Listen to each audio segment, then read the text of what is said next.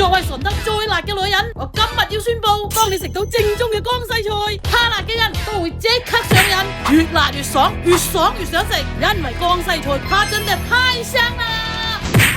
好辣㗎，佢辣好似一道閃電劃過個喉嚨嗰種咁。係啊，今日分享你間江西菜館呢，好隱蔽，係順德食辣發燒友口中嘅神點。覺得唔對路喎，好似係去啲公寓喎。佢係真係去公寓啊！你睇下個名風情華庭嚟喎。呢間呢係我嘅江西前度帶過我哋一次食咗之後，哇，好正！全順德應該啊好少有啲咁正宗嘅江西菜。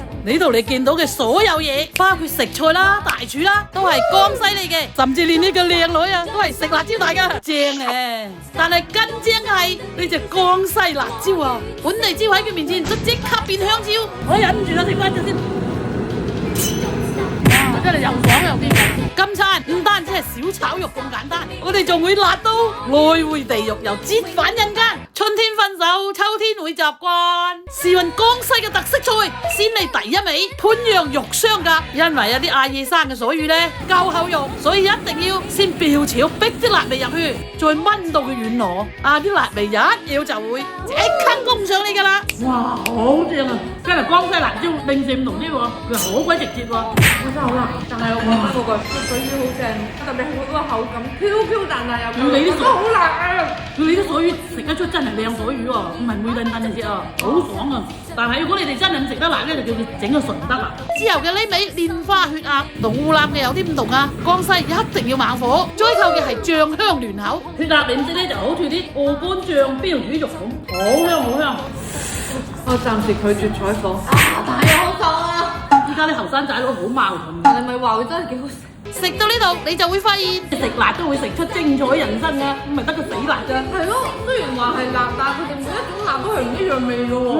雲毛雞嘅胡椒辣，小炒肉嘅麻辣，仲有嘟嘟魚嘅鮮辣。嘟嘟魚係有段古㗎嚇，係三國嘅都督，即係周瑜啊！佢從細到大咧就暗戀啊諸葛亮，邊知曹操咧就中意孕妻，擺大翻劉備，最後喎張飛梗係留翻俾阿關羽啦。所以到條魚啊，佢就入我嘅嘴啦。啱啱嗰一堆嘢有咩關？最後就係今餐，大家估都估唔到嘅辣幫，就係呢個江西炒粉。你有冇試過有啲辣可以做到好似坐高鐵咁，一路從你個喉嚨辣到你個屎忽？係咪真係咁辣？唔係咯，真係。唔係，咁就係恭喜你咯。哇，個好食喎，未講喎，係超辣啫。佢辣好似一道閃電劃過個喉嚨嗰種咁。唔係啊，好食啊！總嘅嚟講，呢度呢就有啲小資，嗱人均比10左右呢，但係同你以前所有食過嘅辣菜都零舍不同啊！今餐真係好有嗰種尋味嘅感覺啊，因為佢個位置呢又收得好埋嘅，而且佢嘅味道的確係我食過咁多間江西菜裏邊，我覺得真係算係數一數二。食遍咧南番順咧，偶爾食下啲江西菜我都覺得接受，當佢女友都抵啊！而且呢度有個靚女好靚，好得意啊！佢好似啲兔仔咁樣。好好笑容，真係你及呢條女度。